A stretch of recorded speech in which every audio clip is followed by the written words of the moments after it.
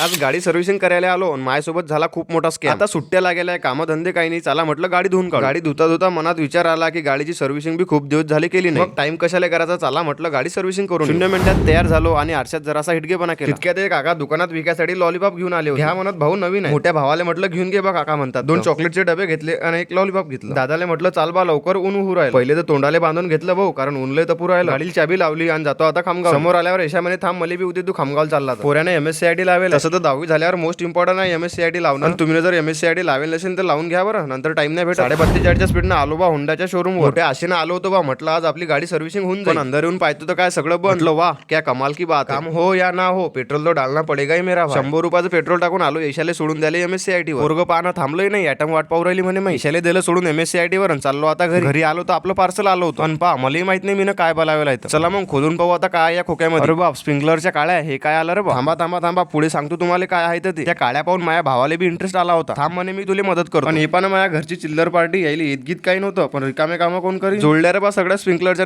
नळ्या नाही रे बा, त्या टेंट हाऊस आहे. अशा प्रकारे तयार झाला आमचं टेंट हाऊस. तुम्हाला जर लागला तर तुम्ही बोलावू शकता. लहान लेकरासाठी फ्लिपकार्टवर अवेलेबल आहे. भाषा तर पहिले घाबरेच भाऊ इच्छाच जायचं. पण एकदा अंदर गेला तर बा परत बाहेर निघायचं नावच नव्हता घेत. चला मग पुट्टे हो, तुमच्यासाठी आजचा ब्लॉग इतकाच. भेटू पुढच्या ब्लॉग मध्ये. ब्लॉग जर आवडला असेल तर लाईक आणि फॉलो करून टाका.